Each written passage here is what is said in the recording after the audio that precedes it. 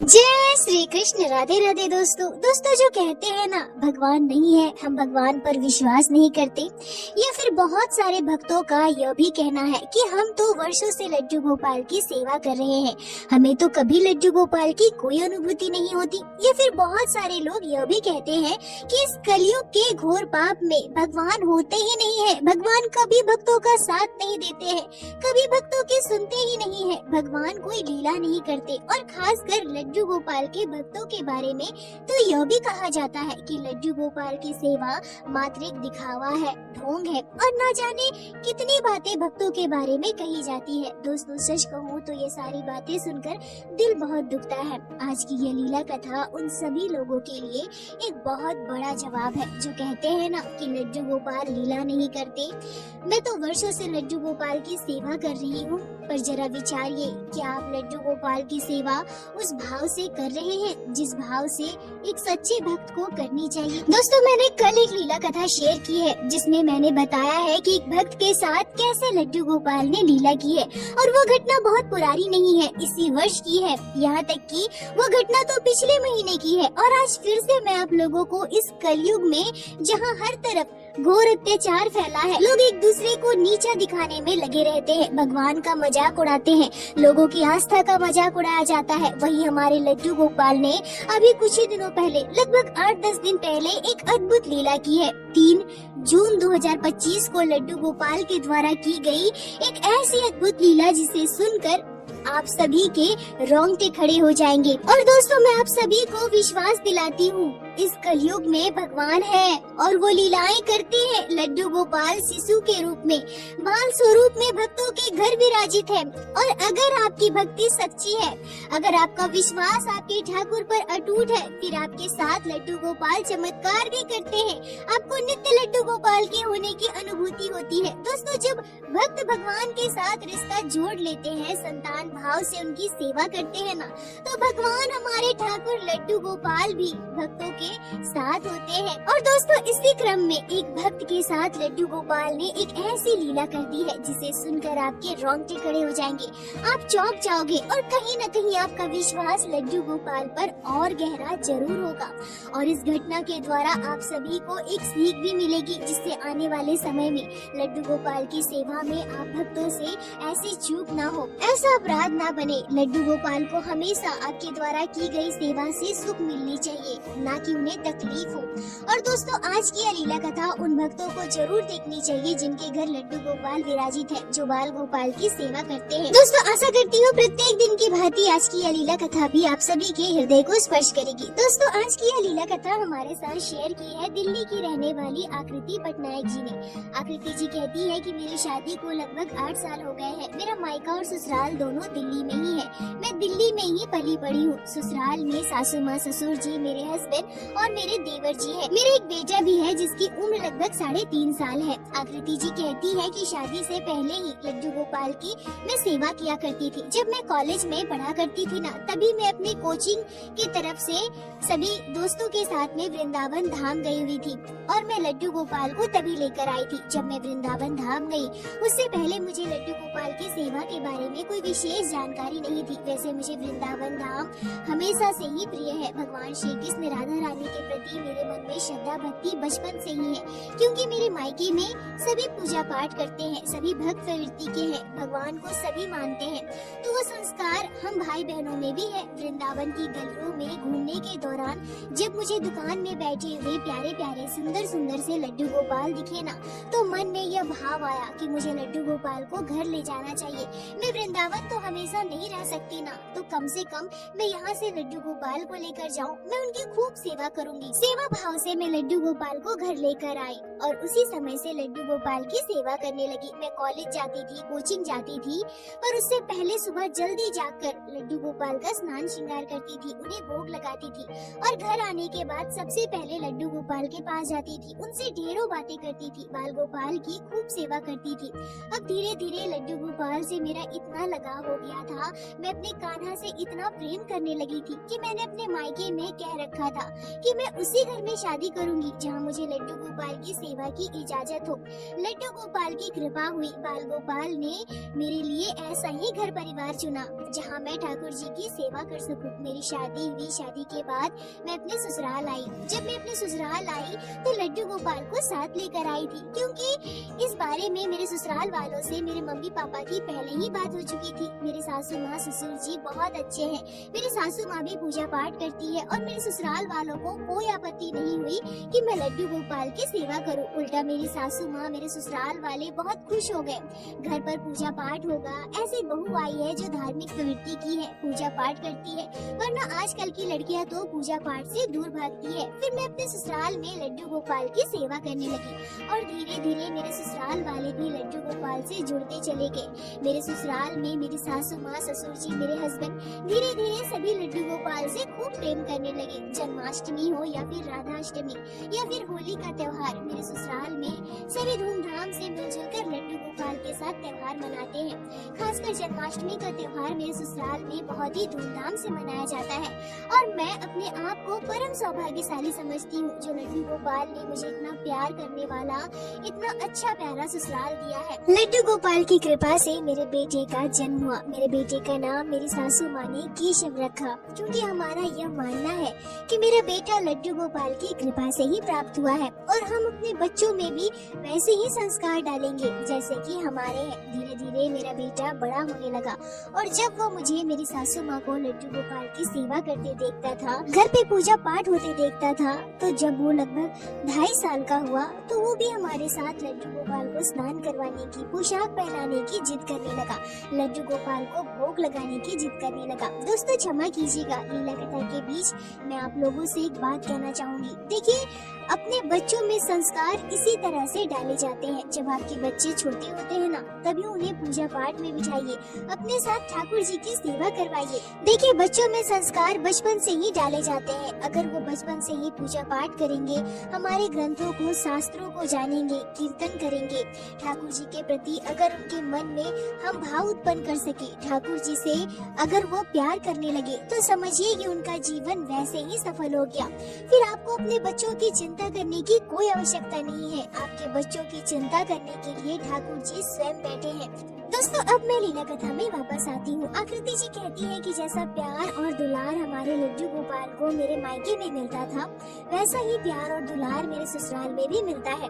हमारे घर में जो कुछ भी खाना बनता है, हम सबसे पहले लड्डू गोपाल को भोग लगाते हैं। मेरी सासू माँ जब कुछ पकवान बनाती है तो सबसे पहले लड्डू गोपाल को भोग लगाती है। घर में कोई अच्छा खाना कोई बाहर से लेकर आए तो हम सबसे पहले जो सबसे अच्छा वाला होता है वो हम लड्डू गोपाल के लिए रखते हैं, ताकि हम कान्हा को भोग लगा सके।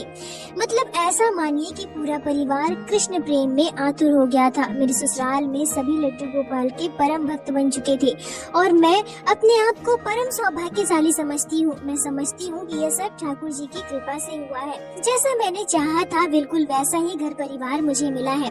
आकृति जी कहती है कि जब से लड्डू गोपाल हमारे घर पर आए हैं, तब से मैं लड्डू गोपाल की अनेक लीलाओं को अनुभव की हूँ। जिसे बाकी भक्तों से मैंने सुना है, वैसी लीलाएं लड्डू गोपाल मेरे साथ भी करते हैं। अगर कान्हा को कोई पोशाक ना पहननी हो तो वो हम पहना ही नहीं पाते हैं। कितनी भी कोशिश कर ले, पर उस दिन वो पोशाक लड्डू गोपाल धारण नहीं करते हैं, जबकि दूसरे दिन वही पोशाक बड़े आराम से पहन लेते हैं। जो ज्वेलरी उन्हें उस दिन नहीं पहननी, वो हमसे खो जाती है और जब हम लड्डू गोपाल का श्रृंगार करवा ले, तब वो ज्वेलरी हमें वापस मिल जाती है। लड्डू गोपाल को जो भोग लगाना हो, जो कुछ भी खाने की इच्छा हो, वो अपने आप किसी न किसी माध्यम से मंगवा लेते हैं। हमारे मन में भी वो भाव आ ही जाता है कि आज मुझे लल्ला के लिए ये बनाना है, ये भोग लगाना है। और ठीक वैसे ही जब भी कोई हम मुसीबत में होते हैं, जब मेरा मन परेशान होता है, तो मैं बस एक बार अपने कान्हा को शरण करती हूँ, एक बार उन्हें याद करती हूँ और मेरे लड्डू गोपाल, मेरे लाला मेरी परेशानी को चुटकी बजाते ही दूर कर देते हैं। किसी न किसी माध्यम से मेरे लड्डू गोपाल मेरे हर मुसीबत को हर लेते हैं।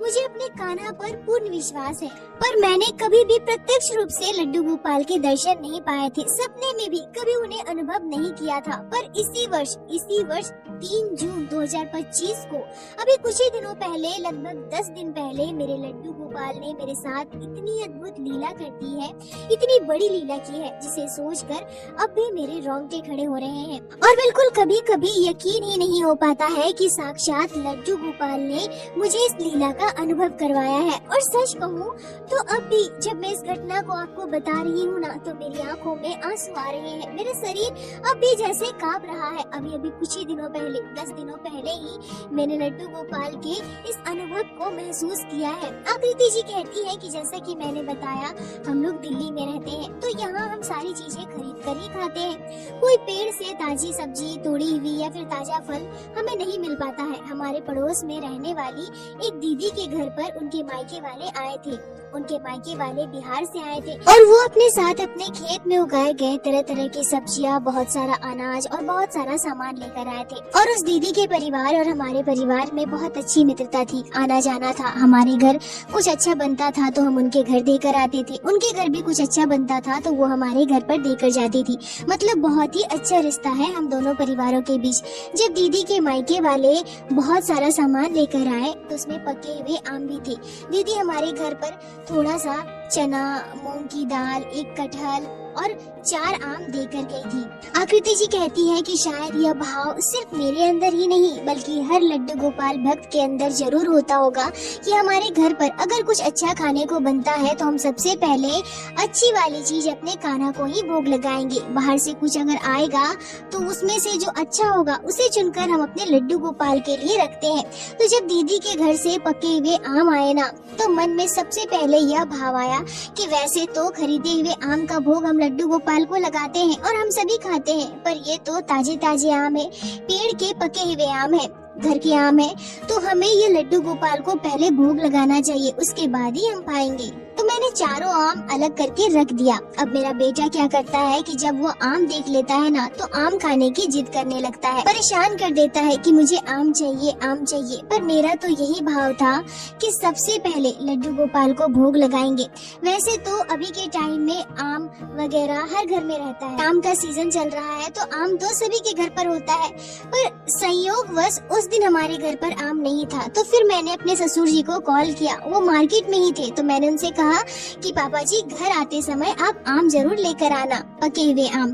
तो मेरे ससुर जी जब घर वापस आए तो पके हुए आम लेकर आए। मैंने अपने बेटे को आम दिया। मेरा बेटा आम पाकर बहुत खुश हो गया। मेरा बेटा मात्र 3.5 साल का है, उसे इतनी समझ कहाँ कि कौन सी चीज घर की है और कौन सी हम बाजार से खरीद कर ला रहे हैं। और वैसे भी अगर मैं लड्डू गोपाल के बारे में कोई भी बात अपने बेटे को समझा देती हूँ ना, तो वो उसे मान लेता है। मैंने जब अपने बेटे से कहा कि बेटा ये पहले हम लड्डू गोपाल को भोग लगाएंगे और फिर आप उसे खा लेना, ठीक है? तो मेरा बेटा भी मान गया, कहने लगा कि मम्मी ठीक है, पर लड्डू गोपाल को भोग लगाने के बाद ना आप मुझे आम देना, मैं उसे खाऊंगा। आकृति जी कहती है कि 4 आम थे और चारों अभी थोड़े थोड़े टाइट थे, मतलब एक एक करके वो धीरे धीरे पकने वाले थे। तो मैंने सोचा कि चलो ये चारों के चारों आम मैं कुछ दिनों तक रख देती हूँ। फिर मैं सोचती हूँ कि चलो अच्छी बात है, धीरे धीरे करके पकेंगे तो मतलब 4 आम मैं 4 दिनों तक लड्डू गोपाल को भोग लगा पाऊंगी। अभी ये चारों तो बहुत ज्यादा पके हुए नहीं है, तो धीरे धीरे पकेंगे और मैं उसमें से लड्डू गोपाल को भोग लगाती रहूंगी। तो सबसे पहले मैंने 1 मई को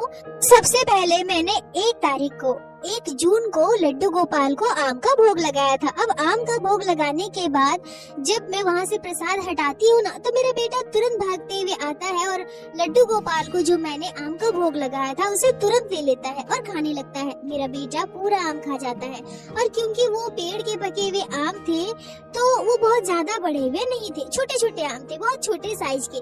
तो मेरा बेटा पूरा का पूरा आम खा जाता है। फिर 2 तारीख को मैंने दूसरे आम का भोग लगाया। इस बार भी मेरा बेटा आता है और आम लेकर चला जाता है और वो पूरा आम खा जाता है। तीसरे दिन यानी कि 3 जून को मैंने लड्डू गोपाल को फिर से वही आम का भोग लगाया। 3 दिनों तक मैंने लगातार लड्डू गोपाल को आम का भोग लगाया, पर अब भी 1 आम बचा हुआ था। भोग लगाने के बाद प्रत्येक दिन की भांति मेरा बेटा आकर के वो आम लेकर चला जाता है और वो आम खा जाता है, जबकि घर पर तो हमेशा ही पके हुए आम रखे हुए रहते थे। अभी आम का मौसम है तो मेरे ससुर जी या फिर मेरे हस्बैंड प्रत्येक दिन आम लेकर आते हैं, बहुत ही मीठे मीठे अच्छे आम। तो मैं अपने बेटे से कहती भी हूँ कि बेटा दादा दादी को भी आम दे दो ना, आप दूसरा वाला आम खा लो जो आपके पापा लेकर आए थे। पर मेरा बेटा देने को तैयार ही नहीं था, वो पूरा का पूरा आम खा जाता है।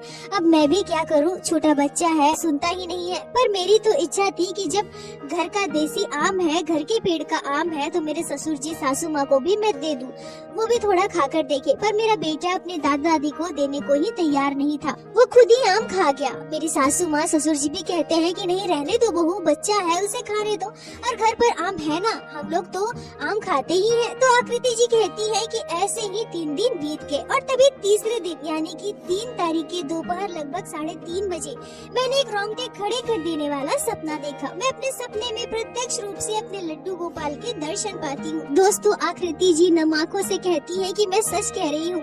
अभी यह घटना मैं जब आपको बता रही हूँ ना, तो मेरे रोंगटे खड़े हो रहे हैं। 3 तारीख की दोपहर को हम सभी खाना पीना खाकर कमरे में आराम कर रहे थे। मैं अपने बेटे को सुला रही थी और सुलाते हुए मेरी भी आंख लग गई, मैं भी सो गई। तभी लगभग 3:30 बजे मैंने एक रोंगटे खड़े कर देने वाला सपना देखा। मैं सपने में प्रत्यक्ष रूप से लड्डू गोपाल के दर्शन पाती हूँ, हमारे घर विराजित बाल गोपाल के दर्शन पाती हूँ। मैं स्पष्ट रूप से देख पाती हूँ कि लड्डू गोपाल हमारे घर के मंदिर में विराजित है। फिर मैं बड़े प्रेम से लड्डू गोपाल के लिए आम लेकर आती हूँ और मैं अपने सपने में ही ये समझ पा रही थी कि वो आम वही आम है जो हमारे पड़ोस वाली दीदी देकर गई है। मैंने आम को बहुत अच्छे से धोया, उसे काटा, छिलका उतारा और मैं अपने लड्डू गोपाल को भोग लगाने के लिए सपने में ही जा रही थी। तभी मैं क्या देखती हूँ कि मेरा बेटा हमारे घर के मंदिर के पर्दे के पीछे मतलब कि पर्दे को पकड़ करके खड़ा हुआ था और मुझसे कह रहा है, मम्मी मम्मी जल्दी से भोग लगाओ ना, मुझे आम खाना है, मुझे आम खाना है। आकृति जी कहती है कि जैसे ही मैंने आम के ऊपर तुलसी का पत्र रखा, अब मैं लड्डू गोपाल को आम का भोग लगाने ही वाली थी, मतलब अपने हाथ से लड्डू गोपाल को आम पवाने वाली थी। इतने में क्या देखती हूँ कि मेरा बेटा एकदम से भगवान श्री कृष्ण में परिवर्तित हो गया। मतलब ऐसा समझिए कि चेहरा तो मेरे बेटे का ही था, पर मेरे बेटे का संपूर्ण श्रृंगार, बेटे के कपड़े, उसके बाल लड्डू गोपाल की तरह हो गए थे। मैं एकदम से देखती हूँ कि मेरा बेटा ऊंची धोती पहने हुए, गले में पटका रखे और माथे पर मोर पंख धारण किए हुए। मैं क्या देखती हूँ कि मेरे बेटे के लंबे लंबे बाल है और वो भी घुंघरैले बाल। मेरा बेटा जो कि बहुत ज्यादा गोरा है, पर मैं अपने सपने में क्या देखती हूँ कि मेरा बेटा सांवला है। मेरे बेटे ने मोतियों की माला पहन रखी है, कानों में कुंडल पहना हुआ है, हाथ में कंगन पहन रखे हैं और बांसुरी पकड़े हुए हैं। मतलब समझिए कि